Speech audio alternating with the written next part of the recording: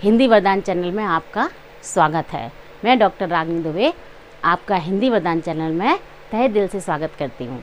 आइए पढ़ते हैं वाक्य।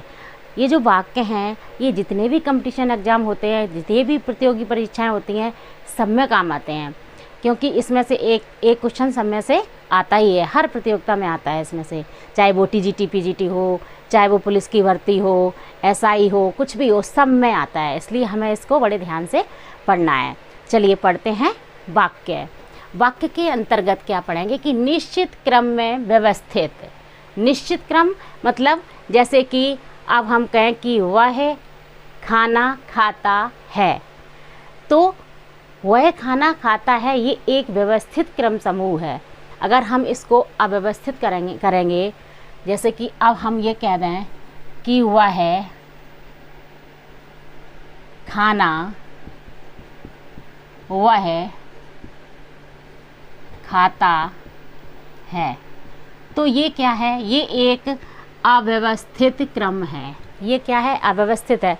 लेकिन जब कोई व्यवस्थित क्रम होगा, व्यवस्थित क्या होगा कि वह खाना खाता है, ये व्यवस्थित होगा।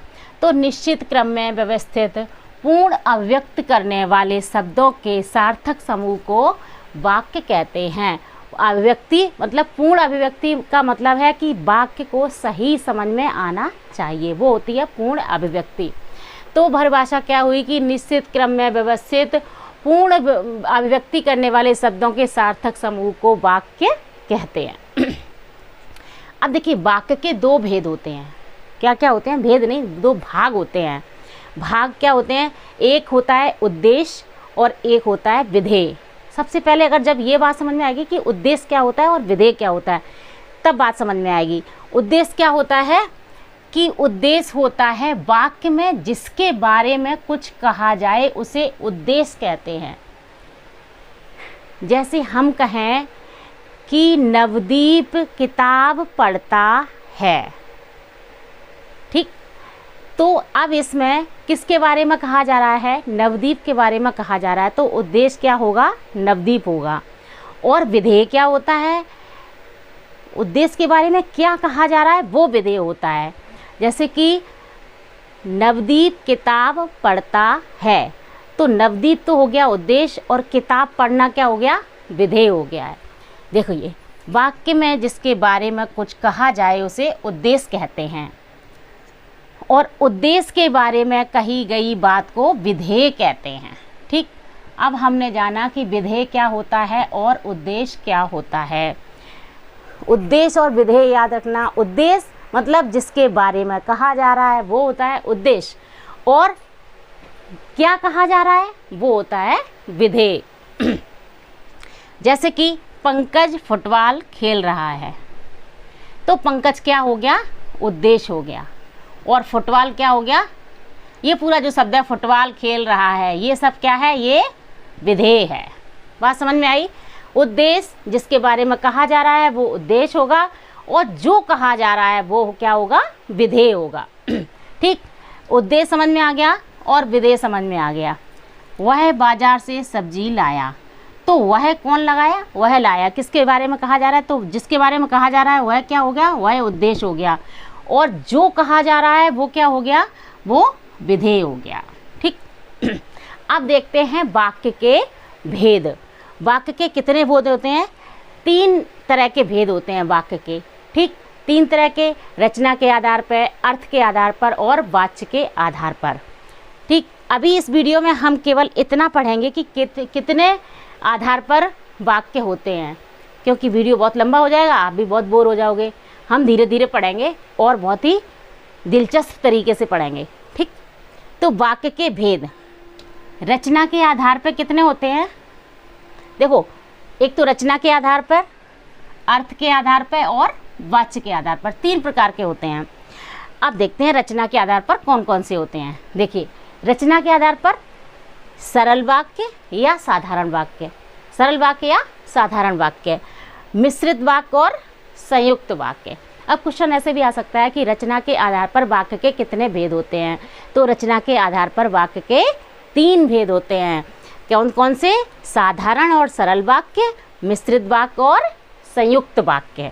ठीक है, तो हमने याद किया कि रचना के आधार पर वाक्य के 3 भेद होते हैं, साधारण या सरल वाक्य, मिश्रित वाक्य और संयुक्त वाक्य। ये किसके आधार पर हो गए? रचना के आधार पर। अब हम पढ़ेंगे अर्थ के आधार पर कितने भेद होते हैं। अर्थ के आधार पर 8 भेद होते हैं वाक्य के। कौन कौन से? विधानवाचक वाक्य, निषेधवाचक वाक्य, प्रश्नवाचक वाक्य, आज्ञार्थक वाक्य, विस्मयादिबोधक वाक्य, संदेहवाचक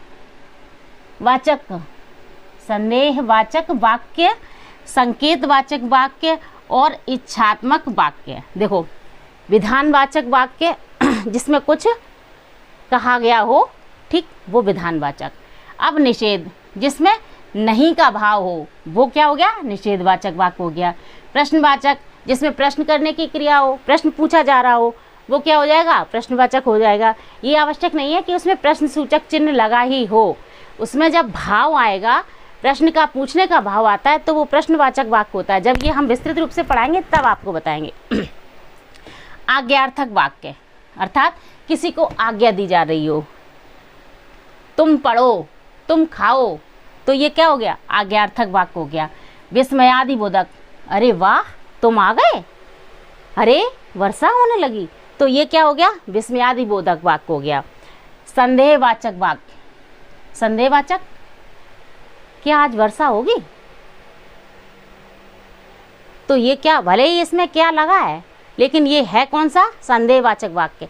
क्या लगा है, लेकिन इसमें प्रश्नवाचक वाक्य नहीं आएगा, ये संदेहवाचक ही आएगा। इन सबको हम बहुत विस्तृत रूप से आपको पढ़ाएंगे और बिल्कुल सरल भाषा में बिल्कुल समझ में आ जाएगा।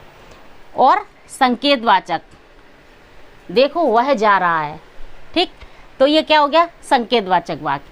इच्छात्मक वाक्य, जब कोई इच्छा प्रकट कर किया जाए, मुझे आम खाने हैं, तो ये क्या है? इच्छात्मक वाक्य हो गया, ठीक। लेकिन अब ये रचना के आधार पर 3 हो गए, अर्थ के आधार पर 8 हो गए। अब है वाच्य के आधार पर। तो वाच्य के आधार पर कितने होते हैं वाक्य के प्रकार? 3 प्रकार के होते हैं। कौन कौन से? कर्तृवाच्य, कर्मवाच्य और भाववाच्य। देखिए, अभी तो केवल हमने ये जाना कि वाक्य के भाग कितने हैं, भाग 2 हैं, उद्देश्य और विधेय। और वाक्य के भेद कितने हैं? 3 भेद हैं, रचना के आधार पर, अर्थ के आधार पर और वाच्य के आधार पर। रचना के आधार पर 3 भेद हैं, साधारण वाक्य, मिश्रित वाक्य और संयुक्त वाक्य। अर्थ के आधार पर 8 भेद हैं, विधानवाचक, निषेधवाचक, प्रश्नवाचक, आज्ञार्थक वाक्य, विस्मयादिबोधक वाक्य, संदेह वाक्य, संकेतवाचक और इच्छात्मक वाक्य। और वाच्य के आधार पर 3। अब आपको बस क्या है कि वाच्य के आधार पर और रचना के आधार पर 3 है और अर्थ के आधार पर 8 भेद हैं, ठीक है। अगली वीडियो में हम इन भेदों पर चर्चा करेंगे विस्तृत रूप से, ठीक। तो अभी के लिए बस इतना ही कि हमने क्या पढ़ा है, वाक्य में उद्देश्य क्या होता है, विधेय क्या होता है और उसके भाग कितने हैं, वाक्य के भेद कितने हैं, रचना के आधार पर, अर्थ के आधार पर और वाच्य के आधार पर, ठीक। रचना के आधार पर 3 है, साधारण, मिश्रित और संयुक्त। और अर्थ के आधार पर 8 और वाच्य के आधार पर 3, कर्तृवाच्य, कर्मवाच्य और भाववाच्य। चलिए, आज के लिए बस इतना ही। और आपको ये क्लास कैसी लगी कमेंट करके अवश्य बताइएगा। धन्यवाद।